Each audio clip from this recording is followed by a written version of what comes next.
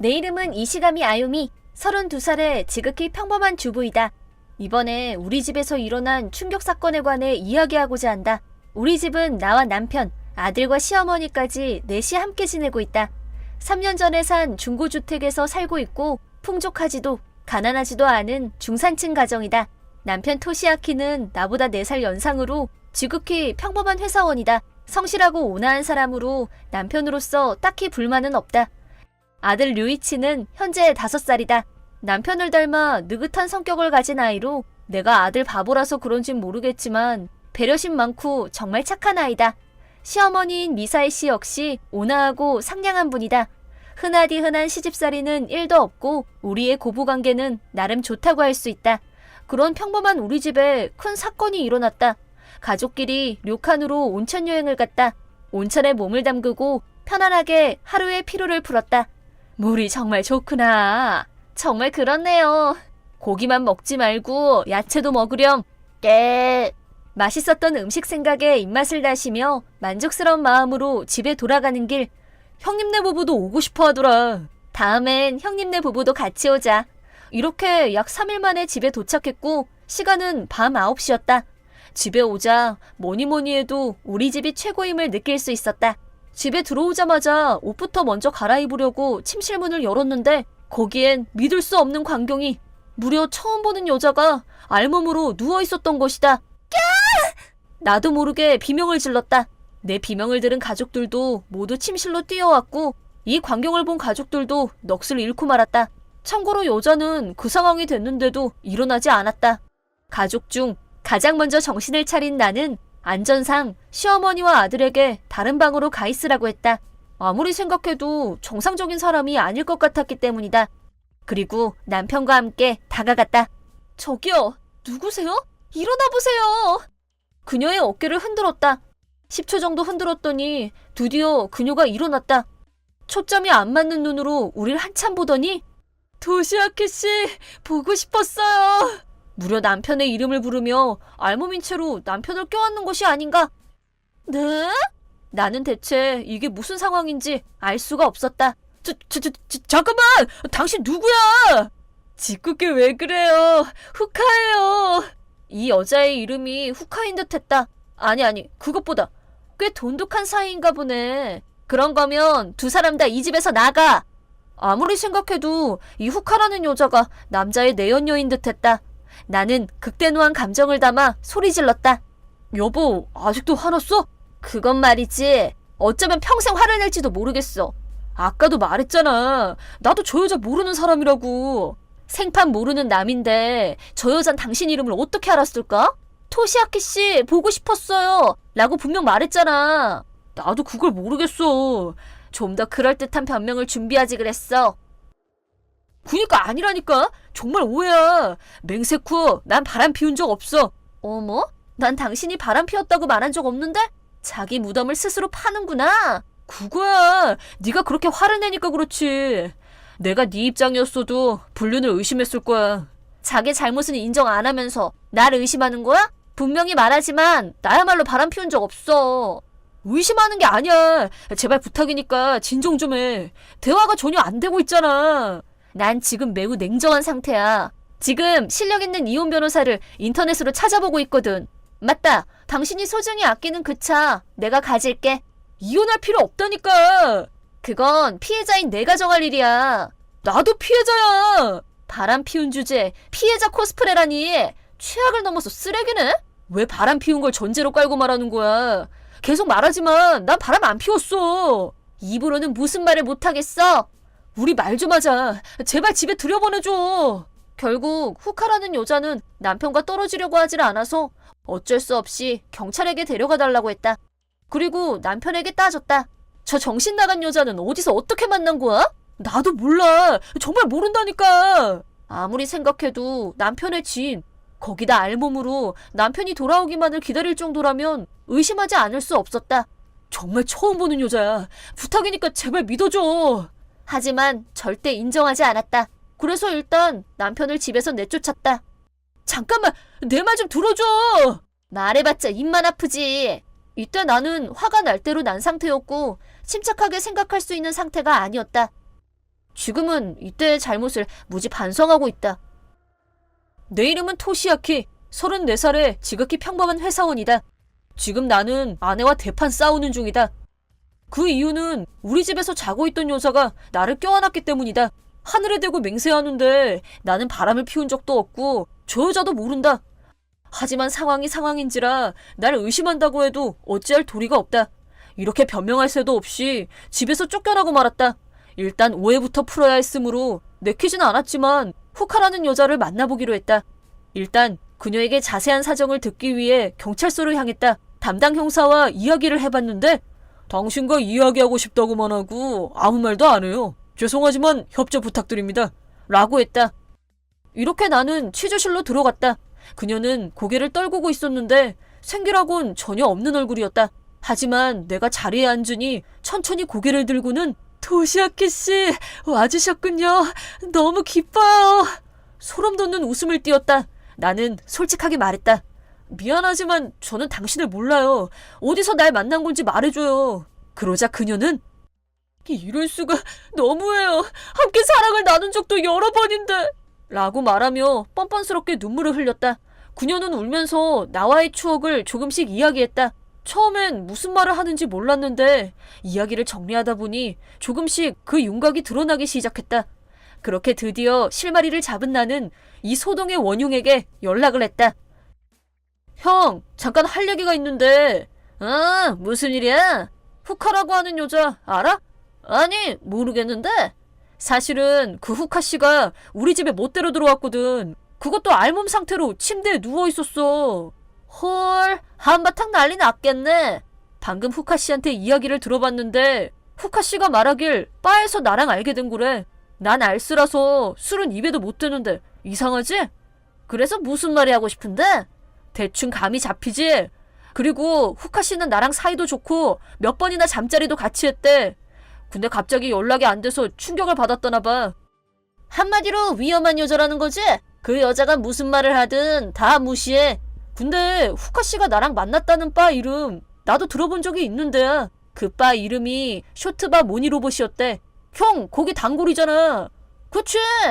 그래서 하고 싶은 말 없어? 설마 내가 네 이름으로 바람이라도 피우고 있다는 거야? 내가 그럴 리가 없지. 뭐 보통 형제들끼린 그럴 수가 없지. 근데 우린 가능하잖아. 왜냐면 우린 쌍둥이고 누가 봐도 우린 똑같이 생겼으니까. 몰라. 나랑은 상관없는 사람이야. 그럼 지금 내가 거기로 갈까? 형수님도 같이 이 일에 대해서 이야기 좀 해볼까? 알았어. 다 내가 그런 거야. 그렇다. 사실 나와 형 토시로는 진정한 일란성 쌍둥이다. 부모님도 가끔 헷갈려 하실 정도로 어렸을 때부터 우린 똑 닮았다. 형은 내 이름과 내 직장까지 도용해 후카 씨와 만나온 듯했다. 형이 내 이름을 도용한 이유는 전에 다른 여자랑 바람 피울 때 형의 이름과 직장을 알려줬는데 불륜 상대가 직장에까지 찾아온 적이 있었다고 한다. 그 이후 그런 불상사를 막기 위해 형은 나인 척 행세했다고 한다. 면목이 없어. 정말 미안해. 제발 부탁이니 네 형수한테 비밀로 해줘. 라고 했지만 이번 일은 그냥 넘어갈 수 없었다. 나는 형수님께 모두 말했다. 형은 험악한 얼굴로 달려온 형수님에게 풀스윙 따기를 맞았다. 후카라고 하는 여자는 형에게 버림받은 충격으로 정신이 살짝 이상해졌고 그대로 정신병동에 입원했다. 부디 치료를 받고 다시 좋아지기만을 바랄 뿐이다. 형은 이혼당했고 큰 금액의 위자료도 청구당했다. 오해가 풀린 아내는 정말 미안해요. 당신 이야기는 듣지도 않고 내가 너무 심했어. 물론 나는 아내를 용서했고 우리 가족은 원래의 생활을 되찾을 수 있었다.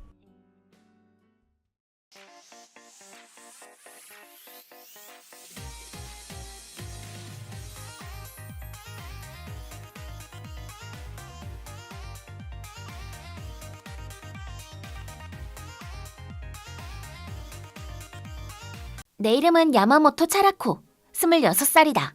남자친구인 다케시와는 사귄 지 3년이 지났고 이미 결혼을 하기로 약속한 사이이다. 차라코, 우리 올해 안에 꼭 결혼해서 앞으로도 쭉 같이 살자. 응, 우리 꼭 그러자. 그럼 우리 회사도 열심히 다니고 저축도 많이 해야겠다. 결혼을 목표로 하고서 우리는 자기 일에 전보다 더 진심이었다. 그렇게 행복한 시간만이 나를 기다리고 있는 줄 알았는데 어느 날이었다. 중요한 서류를 집에 두고 온 것을 안 나는 점심시간에 잠깐 집에 가서 서류를 가져오려고 했는데 진짜 최악이야. 하필 오늘 필요한 프레젠테이션 자료를 두고 왔어. 얼른 갔다 와야 해. 에? 여자 신발이잖아. 이런 게 왜 우리 집에? 다케시는 회사에 있을 텐데. 그럼 설마... 이상하다고 생각한 나는 조심스럽게 거실로 향했다. 그러자 다케시 방에서 다케시 너무 좋아. 좀 더 해줘. 나도야, 에리, 사랑해.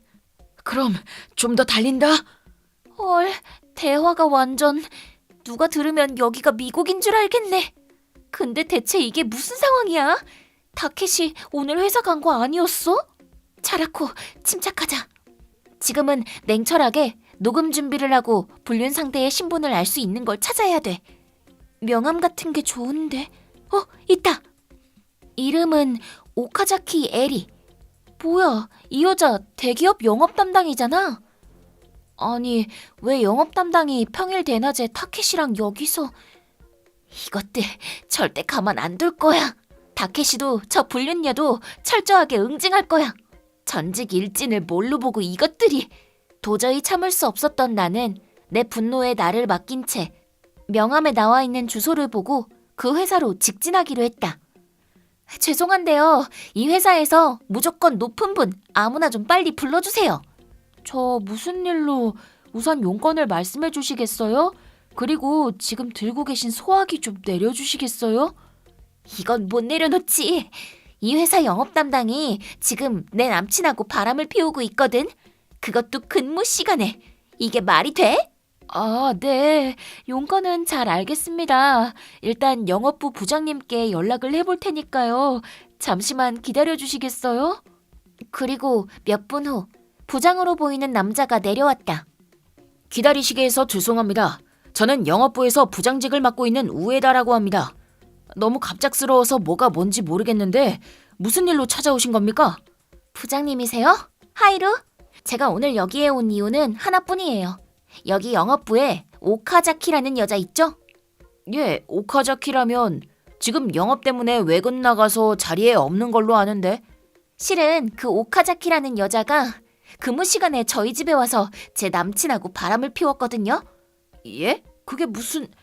지금 하신 말씀이 사실입니까? 사실이죠. 그럼 증거도 다 녹음했고요. 여기 있으니까 한번 들어보실래요?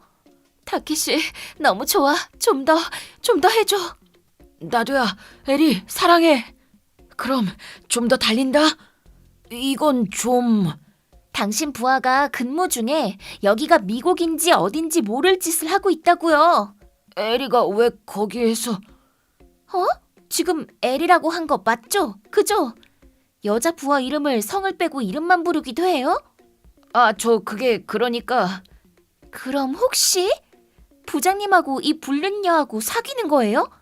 저기요, 목소리 좀 줄이세요. 그럼 왜 그렇게 이름을 여친 부르듯이 부르세요? 그건... 예, 할 수 없네요. 사실 그대로 말씀드리겠습니다.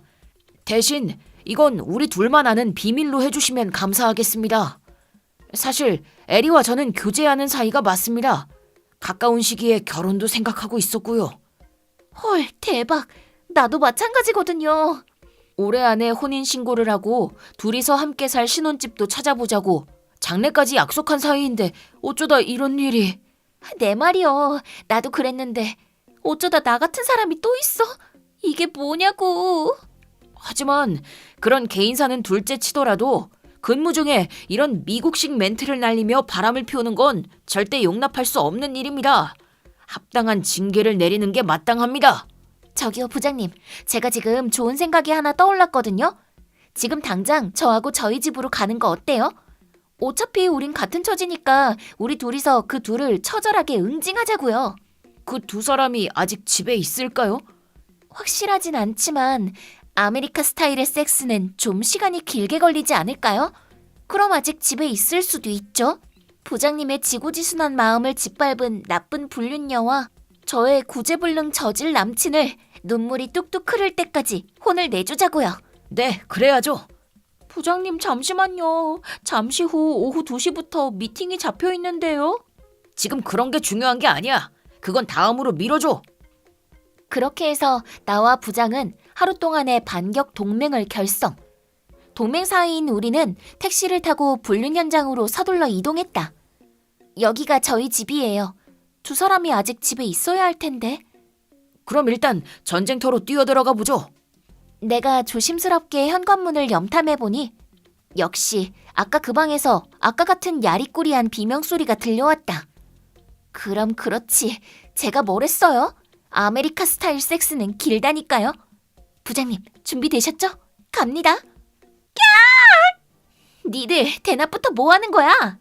차라코, 네가 이 시간에 여긴 웬일이야? 오늘은 늦게까지 일해야 한다고 했잖아. 그러자 뒤에 서 있던 부장이 말을 시작했다. 이름이 타케시인가 보네요. 처음 뵙겠습니다. 두 사람 긴 시간 동안 충분히 즐긴 것 같은데 당신 옆에 있는 여자는 내 여자친구거든. 어? 당신 여길 어떻게 알고 왔어? 너 오늘은 거래처 돌면서 영업해야 하는 날 아니었어? 근데 근무 시간에 사람이라면 생각이란 걸 하고 살아야지. 이런 너 자신이 한심하지도 않냐? 그러니까 이건 이러는데도 이유가 있어. 부장님, 네, 이유가 있습니다. 사실은 이 여자가 계약을 성사시키고 싶다며 우리 집에 와서는 말하자면 미인계를 이용하는 수법입니다. 뭐? 지금 무슨 얘기를 하는 거야? 저는 사랑하는 여자가 있기 때문에 저항했지만 이 여자가 억지로 저를, 그러니까 엄연히 저도 피해자라고요. 차라코, 너도 오해하면 안 돼. 내가 사랑하는 건 차라코 너뿐이야. 내가 가만히 입 다물고 들어줬더니 누굴 가만인 줄 알아? 그 입 못 닥쳐? 뻔하지. 네가 이 멍청한 여자를 꼬셔서 바람 피운 거 누가 모를 줄 알아? 평일 대낮부터 회사 땡땡이 치고 바람이나 피우는 주제에 네가 그러고도 사람이니? 이 원숭이만도 못한 놈아. 뭐가 어째? 너 말 다 했어? 난 진짜 이 여자한테 속은 거라니까. 너 무턱대고 몰아세우는데 무슨 증거라도 있어? 어? 증거 필요해? 그래, 그럼 어디 한번 이거 들어봐. 타키씨, 너무 좋아. 좀 더 해줘. 나도야, 에리, 사랑해. 그럼 좀 더 달린다. 이거 어떻게 한 거야? 오늘 오전에 꼭 필요한 자료를 집에 두고 가서 그거 가지러 왔었어. 그랬더니 현관에 여자 신발이 있었고 설마 하면서 거실로 조용히 들어갔는데 이런 말소리가 들려서 녹음해둔 거야. 아이씨. 이 불륜녀, 너도 저놈하고 똑같거든? 뭐? 부장님은 널 행복하게 해주겠다고 몸이 부서져라 열리라는데 넌 근무 시간에 일은 내팽개치고 지금 뭐 하는 거냐고. 같은 여자가 봐도 욕 나와. 에리, 네가 그동안 나 몰래 이러고 다녔다니. 처음엔 절대 아닐 거라고 널 믿고 싶었어. 미안해요. 앞으로 변호사 선임해서 니들이 저지른 짓에 대한 대가를 톡톡히 치르게 해줄 거니까 각오해 두는 게 좋을 거야. 이 정신 나간 불륜 커플아. 차라코, 제발 고소만은 참아줄 수 없을까? 나도 먹고 살아야 하고 지금 회사도 중요한 시기란 거 너도 알잖아. 제발 나 한 번만 봐줘. 정말 잘못했어. 저도 부탁드려요. 그리고 부장님, 이후에 어찌됐건 이번 일은 정말 제가 잘못했어요. 앞으로는 진짜 성실하게 오직 일에만 전념할게요. 그러니까 제발 해고만은 하지 말아주세요. 포기해. 이미 늦었어. 다케시, 너네 부모님한테도 벌써 있는 그대로 다 말했고 아는 사람한테 변호사도 소개받은 상태야. 이번 주에 만날 약속까지 다 잡아놨다고. 언제 그렇게 다... 에리, 아니 오카자키, 너도 마찬가지야. 이 일에 관해서 이미 사장님께 보고도 마쳤어. 사장님 분노가 내가 예상했던 것보다 훨씬 격렬하시더라고.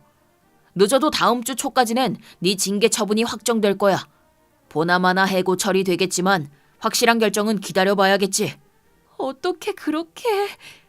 무슨 말인지 상황 정리됐지? 친절한 설명은 딱 여기까지니까 이제 여기서 당장 나가줘. 어쨌든 살아남기 위해 노력해봐. 그럼 가볼게요. 그렇게 말하고는 두 사람은 도망치듯 집에서 나갔다. 그 후 이 불륜 커플을 다시 만나는 일은 없었다. 그 일이 있고 나서 다케시와의 아코는 깨졌고 변호사가 동석한 자리에서 합의를 본 결과 다케시는 나에게 위자료로 400만 엔을 지급하라는 결론이 났다. 불륜관계였던 여자도 회사에서 해고됐다고 들었다.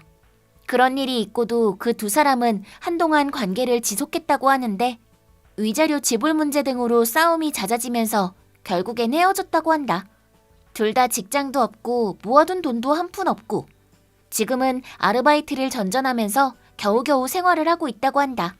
아무튼 내 입장에서도 충격적인 사건이었지만 그래도 결혼 전에 그 남자의 쓰레기 같은 본성을 알게 된 게 천만 다행이라면 다행이라는 생각이 든다. 이제 다 털어버리고 나는 행복해질 거다. 불행 끝. 다시 행복 시작.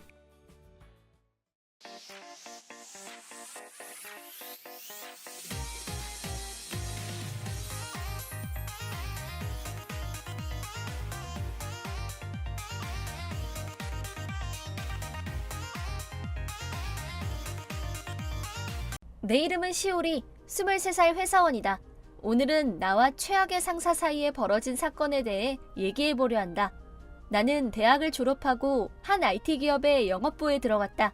영업부 치고는 여자가 많다는 특징이 있었고 내 교육 담당이 된 선배도 여자였다. 나보다 3년 일찍 들어온 아키나 씨는 겉보기에는 꽤 일을 잘하는 커리어 우먼같이 보인다. 그래서 처음에는 믿고 따를 만한 사람인 것 같다는 인상을 받았다. 실제로 영업 실적도 꽤 좋고 촉망받는 젊은 사원으로서 주목을 받고 있었다. 대단한 분에게 배울 수 있어서 운이 좋다고 생각하고 있었지만 그런 생각은 곧바로 사라지고 말았다.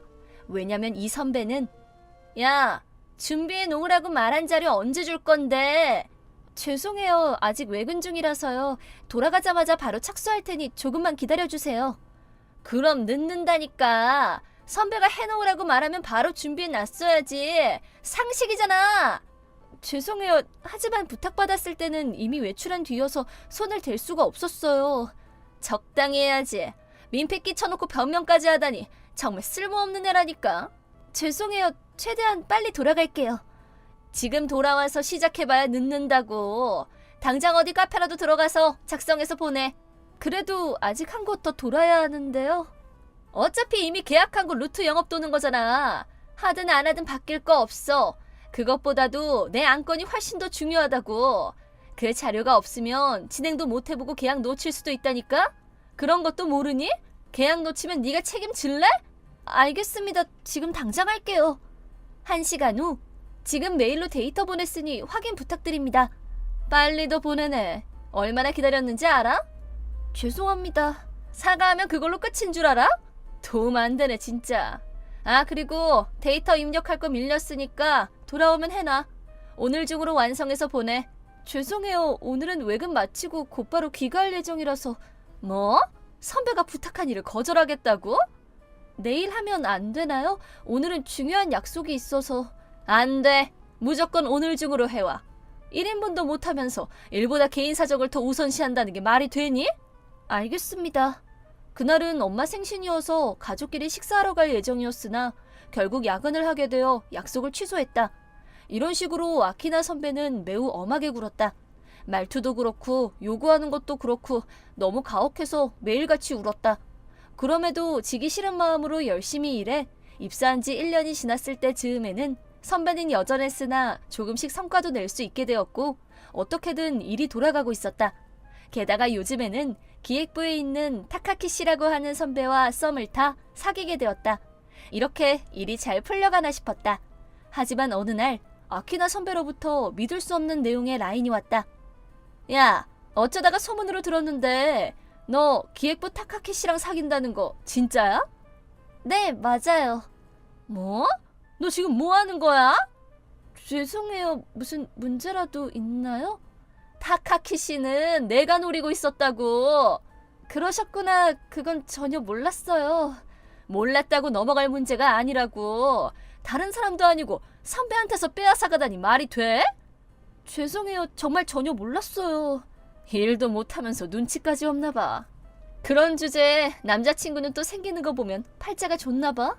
그렇게 타카키 씨를 좋아하신 거예요? 그래, 실제로 썸도 탔었고 꽤 괜찮은 분위기였는데 네가 갑자기 끼어들어서 빼앗아간 거잖아. 아니, 그래도 타카키 씨가 먼저 고백해서 사귀게 된 건데요. 어차피 온갖 교태 다 부려가면서 꼬신 거잖아. 참 부러운 성격이다 정말. 몰랐긴 했지만 정말 죄송해요. 그래서 어떻게 할 건데? 어떻게 할 거냐니요? 타카키 씨 말이야. 이대로 계속 사귈 생각이냐고. 네, 뭐 그럴 생각인데요. 타카키 씨는 어린애 보고 잠깐 흥미가 생겨서 그런 거야. 그것도 모르니? 어차피 곧 질려서 버려질 텐데 상처받기 전에 적당히 하고 헤어져.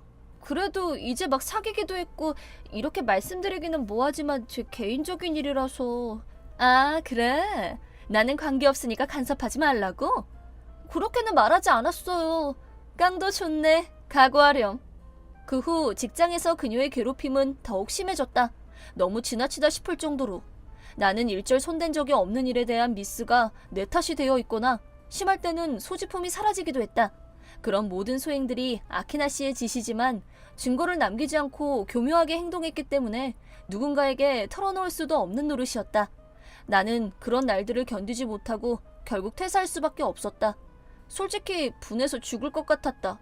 그렇게 침울해 있을 때 내 마음을 달래주는 건 역시 남자친구뿐이었다. 일 그만뒀다며? 진짜야?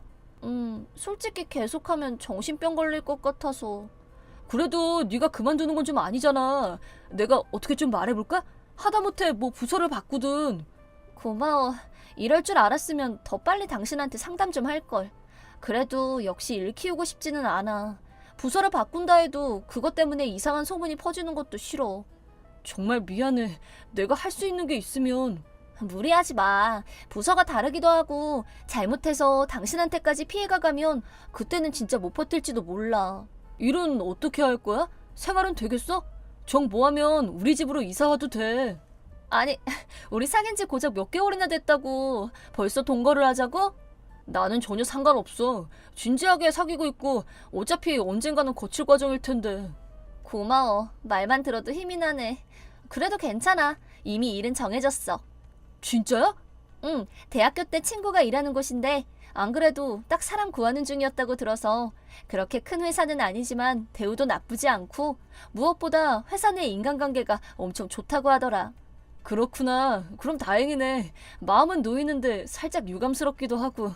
그렇게까지 생각해주는 건 정말 기뻐.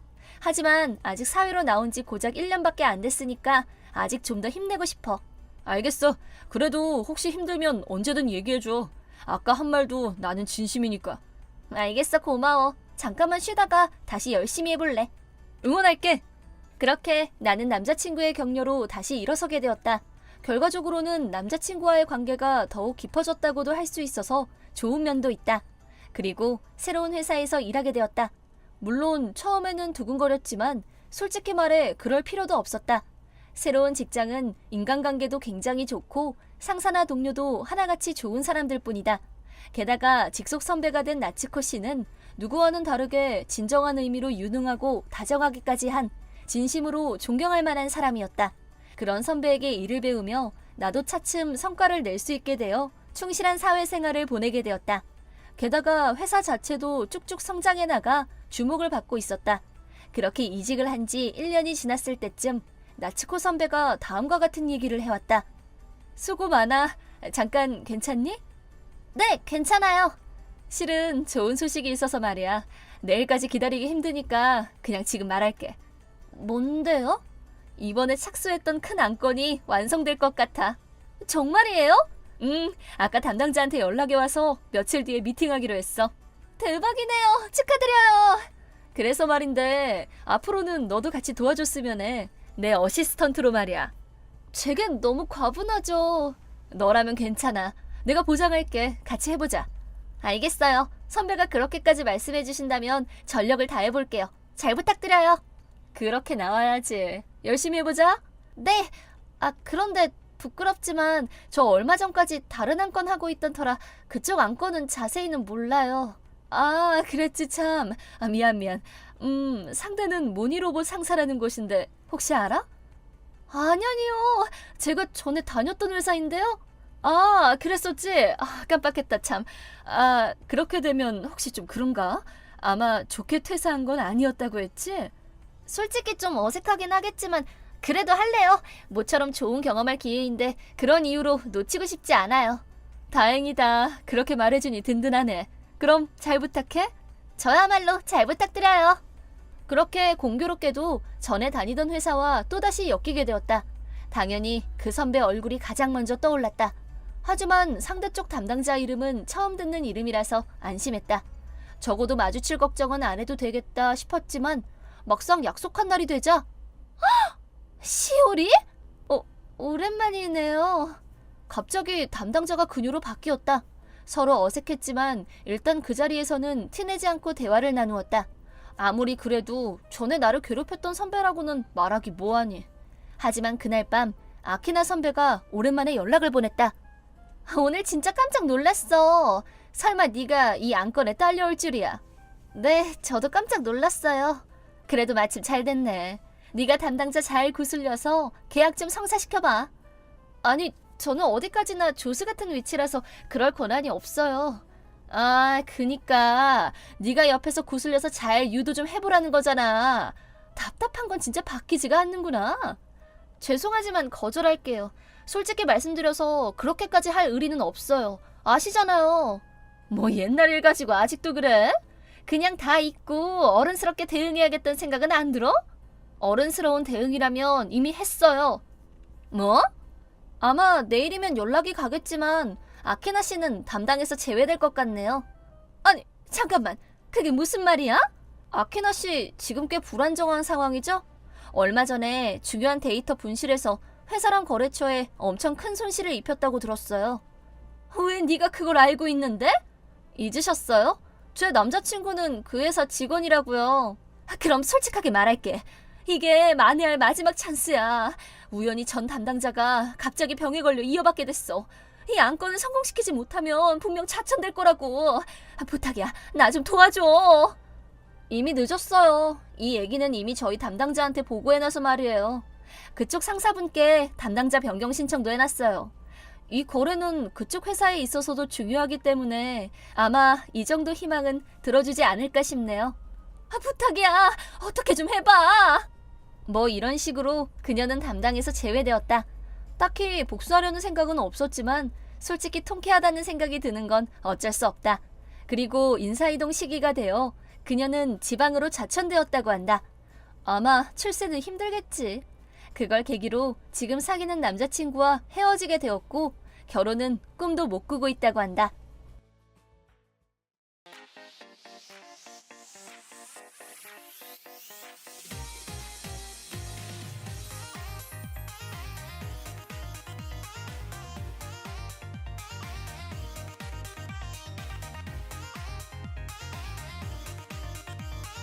내 이름은 유키, 25세 회사원. 아니, 회사의 노예라고 하는 편이 더 어울릴지도 모르겠다. 대학을 졸업하고 입사한 회사는 흔히 말하는 블랙 기업이었다. 설명회 때만 해도 여러분의 노력 여하에 따라 나이와 상관없이 승진이 가능하고 잔업도 거의 없고 잔업수당은 1분 단위로 지급되며 자상한 선배들이 여러분을 서포터 해줄 거다. 유급 휴가도 부담 없이 신청할 수 있다. 라며 회사의 장점을 어필했었지만 입사해보니 현실은 야 신입, 이 자식 이걸 자료라고 실수투성이잖아. 아까 제가 보여드렸을 때는 문제 없다고 하셨었는데요. 이게 선배한테 어디서 말대답이야? 오늘 안에 당장 수정해놔. 말대답한 벌로 이것도 내일 아침까지 데이터 다 정리해놔. 벌써 밤 9시가 넘었는데요. 그래서 뭐? 알겠습니다. 그리고 너 유급 신청한 거 기각됐으니까 그렇게 알아.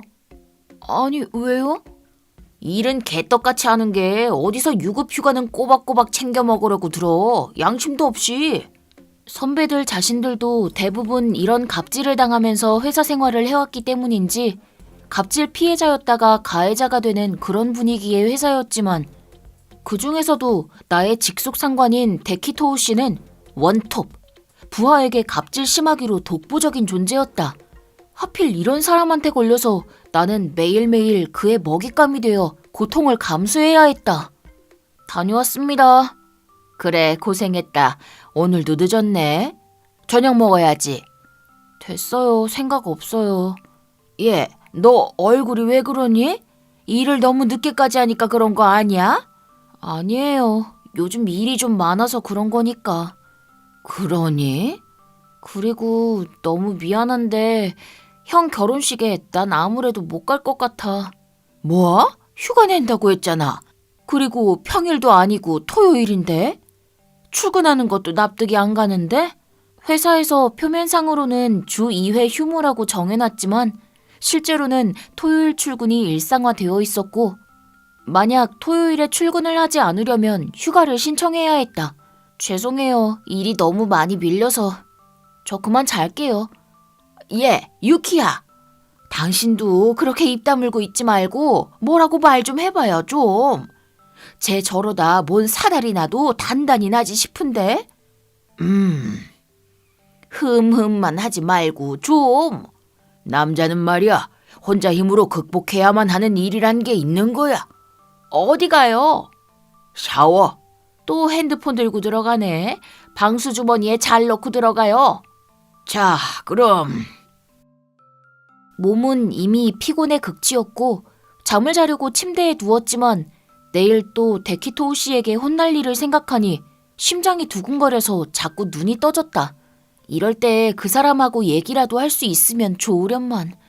이 시간엔 이미 자고 있겠지. 그런 생각을 하고 있던 중이었다.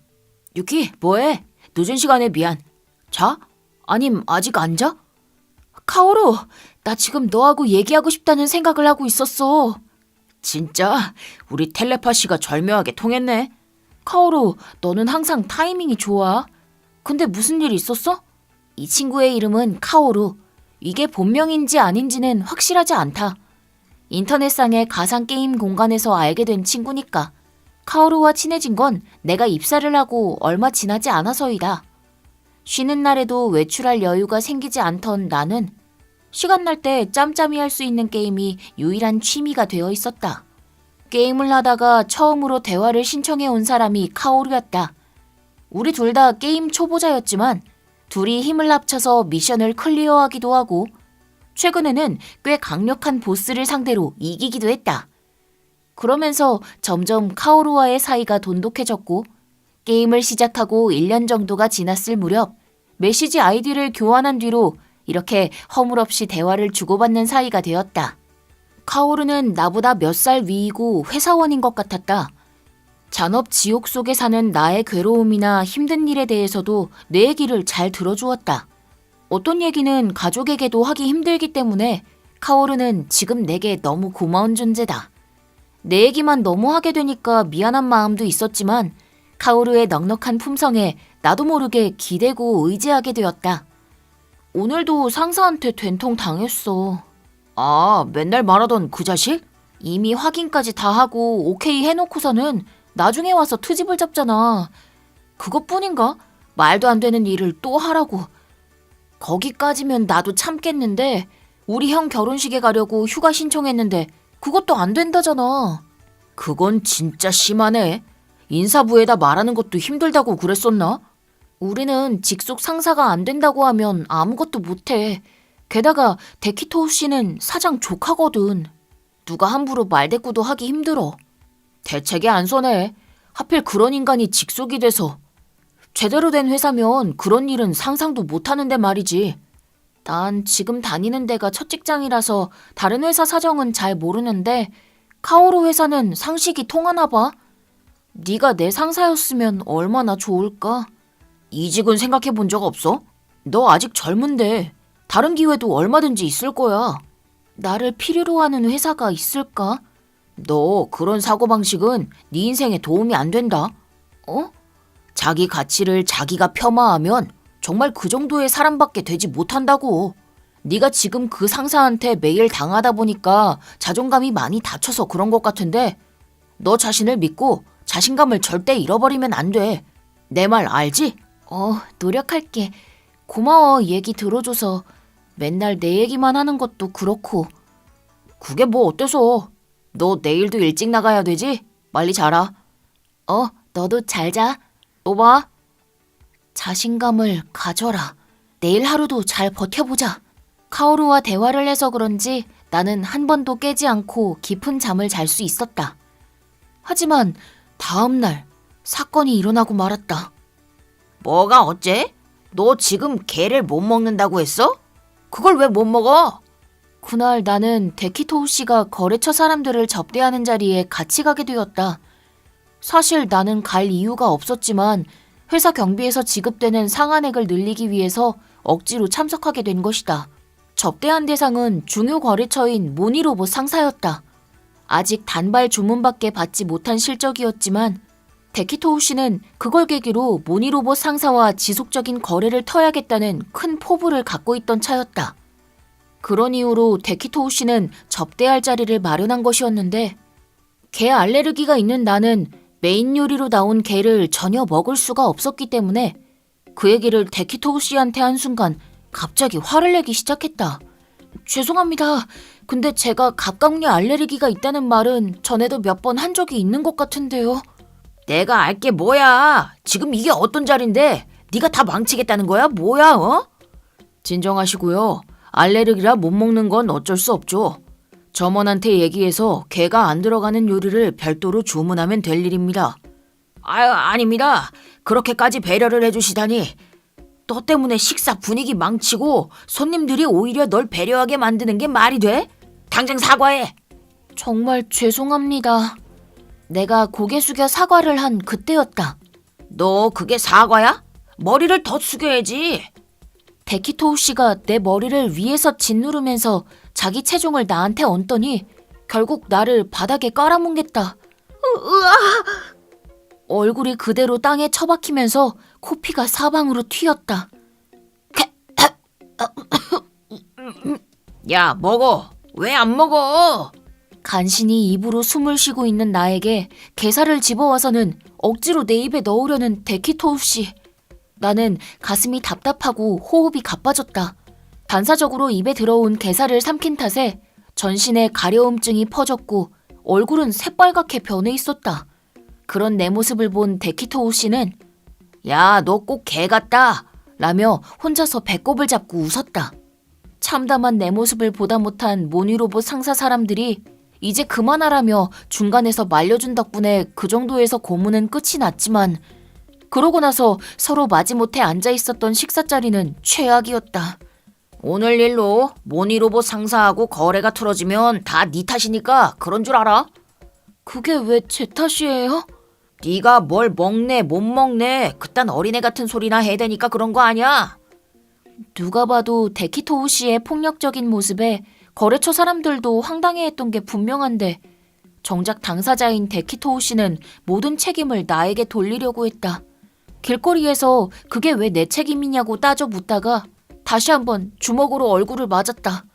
다시 코피가 터져서 괴로워하는 사이 데키토우 씨는 내 지갑에서 멋대로 1만 엔을 꺼내더니 이건 손해배상액을 받을 거에서 미리 선불로 받는 거라면서 택시를 잡아타고 먼저 가버렸다. 많이 늦었네. 야, 너 얼굴이 왜 그러니? 넘어졌어요. 말도 안 되는 소리 그만하고 어디 좀 보자. 아무 일도 아니에요. 네 엄마 쓰러지는 꼴 보고 싶어서 이러니? 아버지는 말없이 상처를 치료해 주셨다. 코뼈는 부러지지 않은 것 같은데 무슨 일이 있었던 거냐? 그게 상사한테 맞았어요. 맞았어? 왜 그랬는데? 나는 요점을 간추려서 사정을 설명했다. 아버지와 이렇게 속 얘기를 해본 게 얼마만인가 싶기도 하고 처음엔 말이 쉽게 나오지 않았는데 아버지는 말없이 내 얘기가 끝날 때까지 경청해 주었다. 내 친구가 자신감을 가져야 한다고 그러더라고.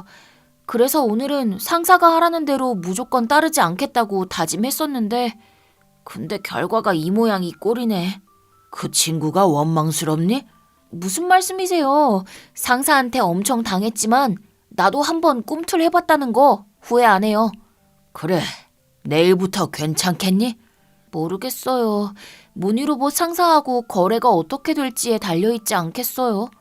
상대가 모니로봇 상사면 꽤 큰 기업인데? 물론 거래가 잘 성사되면 별 탈 없이 넘어가겠지만 아까 식사 분위기로 봐서는 다음날 나의 불길한 예감은 적중했다. 이게 다 너 때문이야. 이제 어쩔 거야? 모니로봇 상사건 다 물거품 됐는데, 어? 업무 시간이 시작되자마자 그쪽에서 연락이 왔는지 데키토우 씨는 전화를 끊자마자 내 자리로 왔다. 그쪽에서 계약 결렬의 원인이 저한테 있다고 했나요? 말을 하나 마나. 네가 그따위로 초를 치니까 될 일도 안 된 거지. 이 쓸모없는 쓰레기 같은 이라고. 한바탕 욕을 하던 데키토우 씨는 부장님 호출로 방에서 나갔다. 내 눈으로 부장과 데키토우 씨가 얘기하는 걸 보지는 못했지만 짐작컨대 어제 접대하면서 어떤 일이 있었는지 적당히 자기한테 유리하게 보고했겠지. 잠시 후 나도 따로 부장에게 불려갔고 나도 나름 개 알레르기가 있는데도 억지로 먹인 거며 거래처 사람들 앞에서 폭력적으로 무릎을 꿇게 한 일, 그리고 결정적으로 얼굴을 주먹으로 맞은 일까지 모두 보고했지만 부장 입에서는 데키토우한테 그런 얘기는 일체 들은 일이 없다며 모두 내가 책임 회피를 하려고 둘러댄 말이라며 취급도 하지 않았다. 결과적으로 나는 회사에 큰 손해를 끼친 중벌로 한직으로 내려가라는 처분을 받았다. 하지만 데키토우 씨는 무사했다. 나는 이제 이래도 저래도 상관없다는 자포자기의 심정으로 아침부터 저녁까지 스테플러로 자료를 묶는 일만 반복했다. 그러던 어느 저녁. 내일 10시 너네 회사 앞에서 보자. 카오루, 난 이제 아무래도 상관없어. 그럼 안 돼. 난 아무 힘이 없다고. 할 수 있어. 잘 들어. 내일 10시야. 거짓말을 해서라도 둘러대고 그 시간에 나오라고. 오랜만에 받은 카오루의 메시지가 무슨 의도로 하는 말인지 도통 감이 오지 않았다. 하지만 다음 날 나는 어제 약속한 시간에 맞춰 회사 입구로 나갔다. 이러니 저러니 3년 동안 버팀목이 돼준 카오루의 말에 마지막 남은 한 줌의 힘이 내 등을 밀어준 거란 생각이 든다. 약속한 시간이 되자 그 자리에 나타난 사람은 여깁니다. 당신은... 뒤를 돌아보니 며칠 전 접대 자리에 있었던 모니로봇 상사의 부장인 수고우 씨가 서 있었다. 우리 쪽에서 거래를 거절한 것 때문에 엉뚱한 사람이 억울한 대접을 받고 있다는 얘기를 들었습니다. 가시죠. 제가 온 건 사실을 밝히기 위해서입니다. 그런데 뭐 때문에 일부러 이런 수고를... 제가 불의를 보고 그냥 지나치지 못하는 성격이라서요. 실례하겠습니다. 사장실에는 사장과 부장 그리고 데키토우 씨가 같이 있었다. 이게 누구십니까? 모니로봇 상사분께서 어떻게 여기까지? 혹시 거래 문제로 오신 건가요? 그럼 그 문제에 대해서 긍정적으로 어떻게 좀... 네, 제가 그런 것도 있고 하지만 그에 앞서서 진실을 밝혀두어야 할 것 같아서 이렇게 직접 왔습니다. 무슨 말씀이신지... 데키토우 씨, 제가 전화로 거래를 거절하면서 했던 말을 부장님이나 사장님께도 잘 전달하셨습니까? 그럼요, 당연히 했습니다. 그러시군요. 그럼 사장님께 먼저 여쭙겠습니다. 데키토우 씨가 뭐라고 하던가요? 아니, 그게 말이죠. 그러니까 저는 지금 사장님께 묻고 있습니다. 저기에 있는 우리 회사 사원이 지난번 식사 자리에서 큰 실수를 저지르는 바람에 귀사분들의 기분을 불쾌하게 만들었기 때문에 거래가 결렬됐다고 들었습니다. 사실입니까? 아니요, 전혀 사실이 아닙니다. 저는 전화로 이렇게 말했습니다. 접대하는 자리에서 부하에게 폭력을 휘두르고 먹지 못하는 음식을 억지로 먹이는 사람이 있는 회사와는 절대 거래를 할 수 없습니다. 라고요. 유타. 이게 다 어떻게 된 거야? 삼촌, 그러니까 이건... 여기 있는 데키토우 씨가 담당자로 있는 한 저희 회사는 절대 거래를 할 생각이 없습니다. 오늘은 이 사실을 분명히 하기 위해서 온 것입니다. 저희 회사의 사원이 큰 결례를 범한 것에 대해서 진심으로 사과드립니다. 나머지는 저희 쪽으로 잘 처리하도록 하겠습니다. 사장은 무시무시한 얼굴로 부장과 데키토우 씨만 자리에 남으라고 했다. 나는 모니로봇 상사의 부장님을 배웅하기 위해 따라 나갔다. 오늘 일은 정말 감사드립니다. 아닙니다. 제가 그날 좀 더 확실하게 막았어야 하는데 그렇게 못해서 두고두고 후회가 됐거든요. 그렇다고 해도 부장님께서 일부러 여기까지 오실 필요는 없었을 것 같은데. 네? 아버님께 아무 얘기도 못 들으셨어요? 예? 아버지요? 사실은 수고 부장의 얘기를 듣고 나서야 나는 모든 일을 이해할 수 있었다. 다녀왔습니다. 왔니? 아버지, 아니, 카오루. 어, 아버지셨어요? 무슨 말이니? 시침이 떼셔도 소용없어요. 수고 부장님한테 다 들었어요. 서류마다 트집 잡고 유급휴가 안 내주는 전형적인 갑질 상사가 거래처와 계약 문제가 틀어지자 그 책임을 전부 자기 아들한테 뒤집어 씌우려고 한다면서 좀 도와달라고 아버지가 부탁했다면서요. 그건 예전에 그 사람하고 같이 일했던 적이 있어서 우연찮게 얘기가 나와서. 아버지 생각 안 나세요? 저는 맞았다는 얘기 말고는 데키토우 씨에 대해서 아버지한테 한마디도 안 했어요. 제가 모든 얘기를 다 한 사람은 카오루 뿐이라고요. 지금까지 왜 아무 말도 안 하셨어요? 그러자 아버지는 쑥스러운 얼굴로 그게 얼굴 마주보고 직접 물어보긴 뭐하잖아. 그럼 게임하면서 만난 것도 우연이 아니란 얘기예요? 뭐 그런 셈이지. 수고 씨가 말한 그대로였다. 무뚝뚝하고 말없는 사람이라고 생각했던 아버지가 이렇게 내 걱정을 많이 해주고 있을 줄은 꿈에도 몰랐었다. 하여간 아버지도 엽기야 정말. 엽기? 엽기는 아니지. 이제 아무 걱정 마세요. 그동안 걱정 끼쳐드려서 정말 죄송했어요. 그 후 나는 원래 부서로 복귀하게 됐지만 이번 일을 경험하면서 이직을 결심했고 과감하게 사표를 냈다. 모니로봇 상사와의 거래를 위해서라도 계속 남아달라는 말을 들었지만 한 달 안에 퇴직 처리를 안 해주면 법적으로 대응하겠다고 강경한 태도로 나가자 부장은 오물쭈물할 뿐 더 이상 아무 말도 하지 않았다. 한편 데키토우 씨는 모니로봇 상사와의 거래를 수포로 만든 진짜 범인으로서 그리고 동료에게 폭행을 가한 점 등 도를 넘어선 갑질행위가 하나둘씩 전모가 드러나자 삼촌인 사장이 불같이 화를 냈고 결국 해고 처분을 받았다고 한다. 그와 더불어 데키토우 씨의 말에 꼭두각시처럼 굴었던 부장이나 이사진들도 데키토우 씨의 얼굴 표정이나 살피고 분별력 없이 굴었다는 게 사장님의 심기를 건드렸고 다행히 해고는 면했지만 엄한 처벌을 피할 수는 없었기 때문에 상당한 타격을 입었다고 한다. 한 달 후 나는 새 직장을 찾았다. 새 직장으로 출근하기 전까지 2주 정도의 시간이 있었는데 마침 그 기간에 형의 결혼식이 있었고 기쁘고 가벼운 마음으로 참석할 수 있었다. 그리고 나의 새 직장으로 말하자면 유키씨 기다리고 있었어요. 앞으로 잘 부탁드립니다. 네, 저야말로 잘 부탁드립니다. 그날 이후 수고 부장님이 먼저 입사 제안을 해주셨고 나는 흔쾌히 그 제안을 받아들였다. 알고 보니 수고우 씨는 예전에 다른 회사에서 아버지의 부하로 일한 적이 있었는데 그때 아버지한테 많은 도움을 받았기 때문에 지난번 일로 적게나마 은혜를 갚은 것 같아서 마음이 가벼워졌다고 말했다.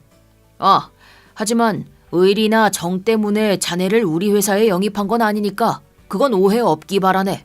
앞으로 열심히 해서 일로 능력을 보여달라고, 네, 열심히 하겠습니다.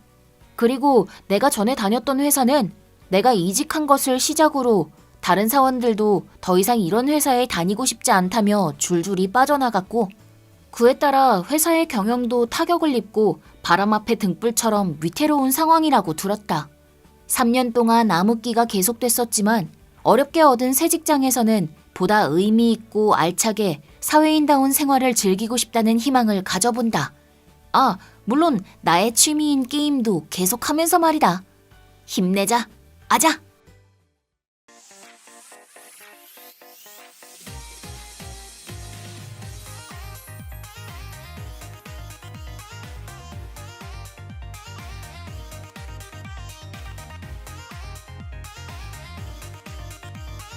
내 이름은 야키야마 노리오, 20살의 대학생이다. 오늘은 내가 어떤 사람을 돕고 나서 벌어진 대혼란에 대해서 얘기하고자 한다. 나는 유명 사립대학에 재학 중이고 성적도 나름 괜찮은 편이다. 하지만 그다지 순탄한 학창 생활을 보내고 있는 것은 아니었다. 왜냐하면 나는 시내에서도 가장 싸고 낡은 아파트에서 근근히 생활하고 있는 처지이기 때문이다. 나는 가난한 고학생이고 학비는 장학금을 받아야만 충당할 수 있다. 수업이 끝나면 밤이고 낮이고 아르바이트로 정신 없었기 때문에 다른 친구들처럼 대학 생활의 낭만이니 뭐니 하는 건 내겐 그저 사치일 뿐이다.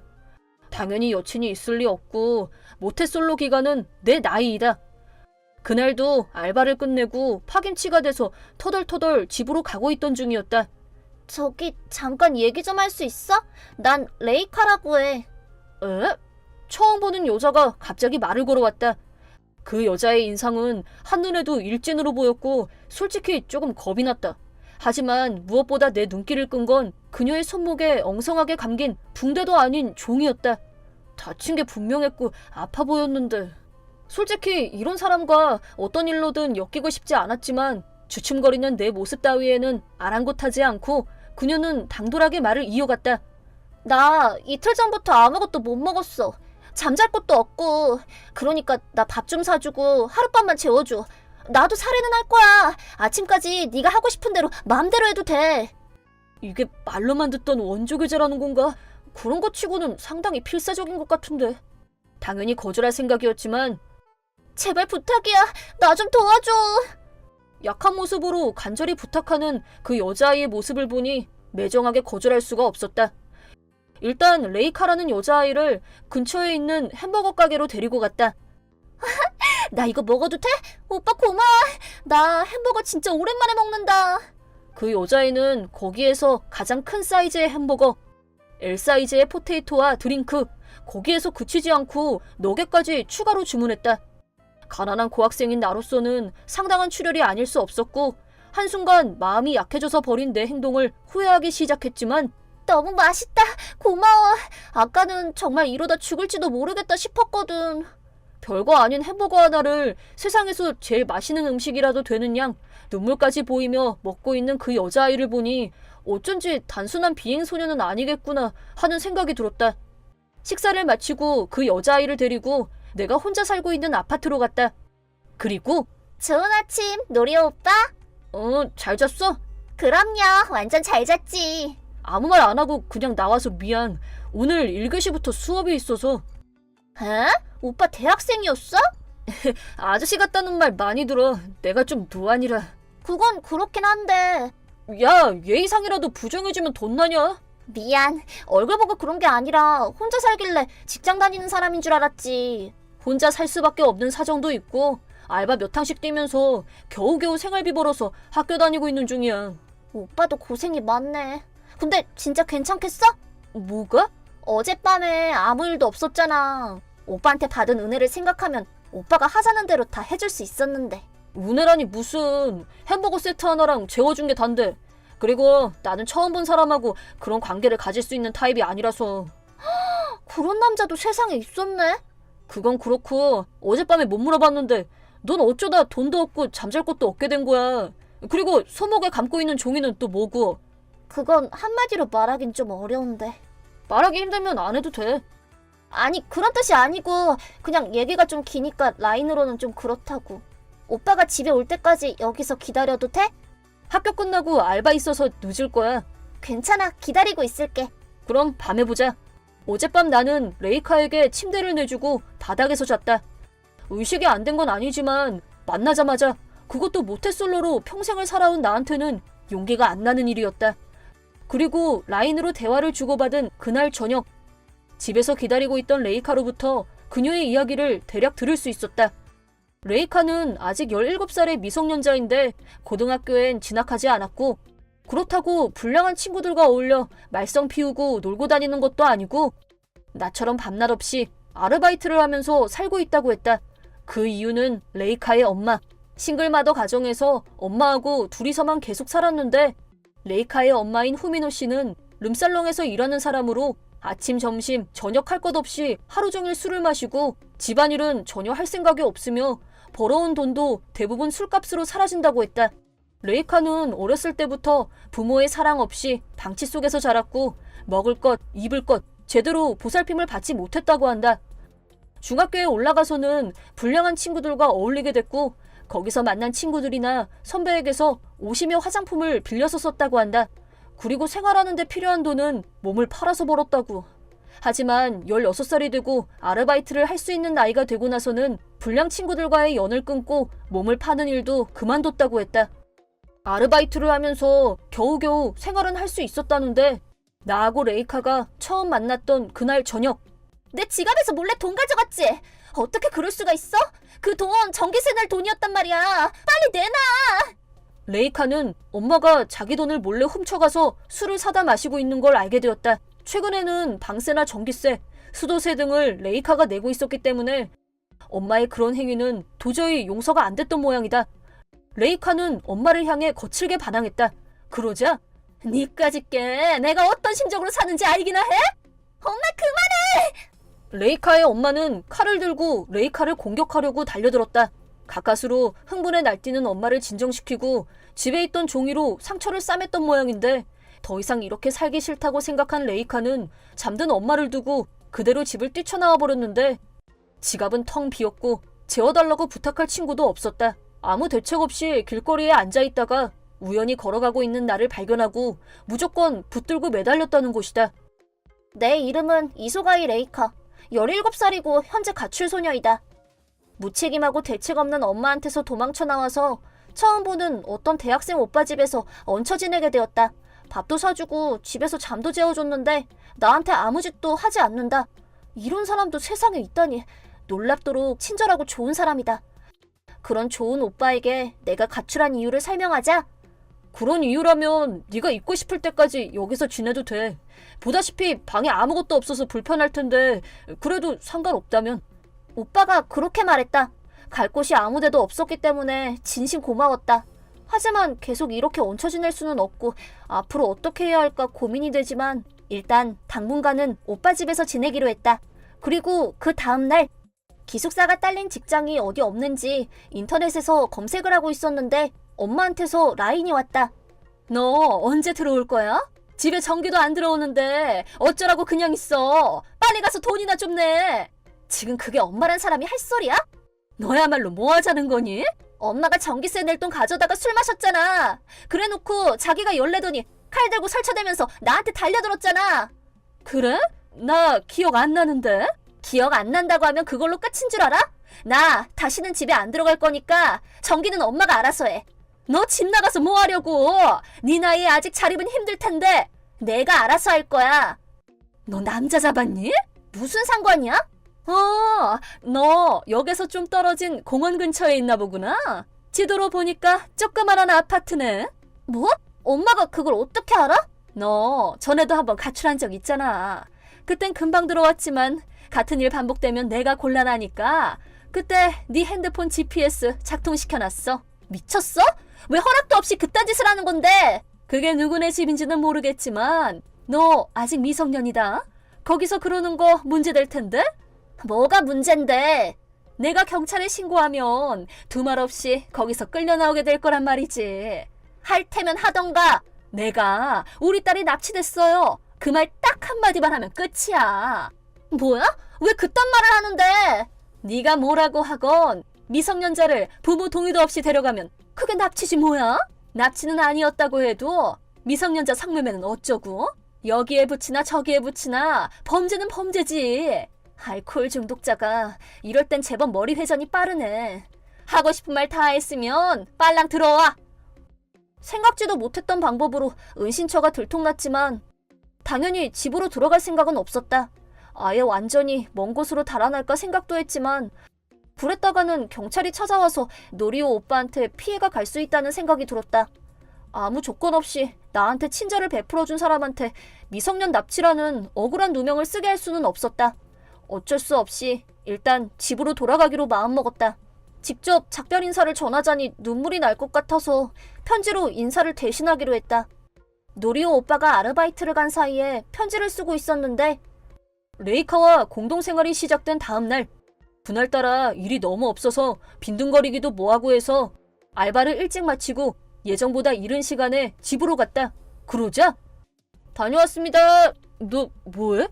레이카는 예정보다 일찍 집에 온 나를 보고는 깜짝 놀라더니 다음 순간 하늘이 무너진 사람처럼 목을 놓아 울기 시작했다.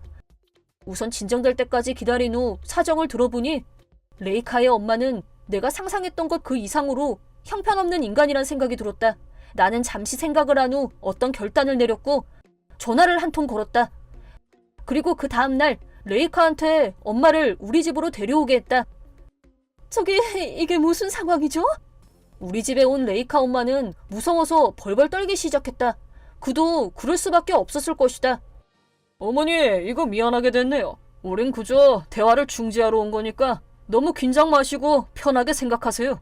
눈앞에 험상궂게 생긴 중년 남성과 중년 남성의 좌우에 무시무시하게 생긴 부하들이 포진하고 있는데 떨지 않을 사람이 어디 있으랴. 중년 남자의 이름은 와키야마 다카노리, 나의 아버지이다. 우리 집은 어둠의 세계에서는 꽤 알아주는 큰 손이라 불리고 있으며 그 세계에 어울리는 사업을 하고 있다. 아버지는 그 세계에서는 모르는 사람이 없을 정도로 유명한 사람으로 이미지로 말하자면 영화 대부에 등장하는 대부와 비슷하다고 할 수 있겠다. 나는 그런 집이 싫었고 아버지의 뒤를 이을 후계자가 되는 것은 더욱 싫었다. 그 문제로 아버지와 크게 다툰 후 고등학교 졸업과 동시에 집을 나왔다. 그 뒤로 한 번도 연락을 한 적이 없었는데 어젯밤 오랜만에 전화를 걸어서 사정을 얘기하고 도와달라는 부탁을 했다. 부탁이에요. 이번 일을 도와주면 저도 아버지 부탁 하나 들어드릴게요. 그게 뭐든 간에. 너 지금 그 말 잘 기억해둬라. 이런 거래가 있은 후 지금 우리 집에서 모두가 모이게 된 것이다. 내가 얘기를 들어보니 어머니도 이제 딸한테 의존하는 습관을 버릴 때가 된 것 같은데 나도 귀한 아들이 관청에 불려다니는 꼴은 보고 싶지 않거든. 무슨 뜻인지 알지? 이쯤에서 딸도 놔주고 조용히 물러나기만 하면 우리도 쓸데없는 피 안 보고 조용히 물러날 생각인데. 말투는 차분하고 조용조용했지만 산전수전 다 겪으며 조직을 키워온 아버지의 말 하나, 행동 하나하나에는 누구도 거역하기 힘든 무언가가 있었다. 결국 레이카의 엄마는 목소리 한번 내지 못하고 그저 고개만 끄덕이고는 조용히 나갔다. 만약 다시 나타났을 때에는 그땐 봐주지 않을 거라고 돌려서 알아듣게 말했기 때문에 아마도 다시 나타나는 일은 없을 거라고 본다. 아버지에게 어떤 부탁이라도 다 들어드리겠다는 말을 했기 때문에 만약 후계자가 되라면 그것도 받아들일 각오가 되어 있었다. 레이카의 엄마가 나가고 내 생각을 그대로 아버지에게 전했다.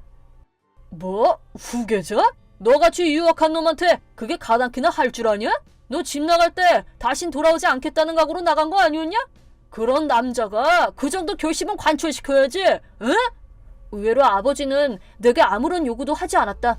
아버지는 돌아가며 가볍게 한마디를 던졌다. 후계자는 됐다. 그런 말 절대 안 할 테니까 가끔 집에 와서 얼굴이나 보여줘라. 너 그렇게 나가고 내가 네 엄마한테 얼마나 혼이 났는 줄 아냐? 죽는 줄 알았다 이놈아. 솔직히 우리 집은 어머니가 아버지보다 훨씬 더 세고 무서웠다. 그리고 나는 여전히 아르바이트를 몇 항씩이나 뛰어야 하는 가난한 고학생이고 고된 취준생이기도 하다. 달라진 게 있다면 겉보기에는 불량해 보이지만 착하고 요리를 잘하는 여자친구와 동거 중이란 사실이다. 내 여친의 엄마인 후미노 씨는 그날 이후로 소식이 뚝 끊어졌지만 얼마 전 역 근처에서 후미노 씨와 닮은 여자 홈리스를 본 것도 같고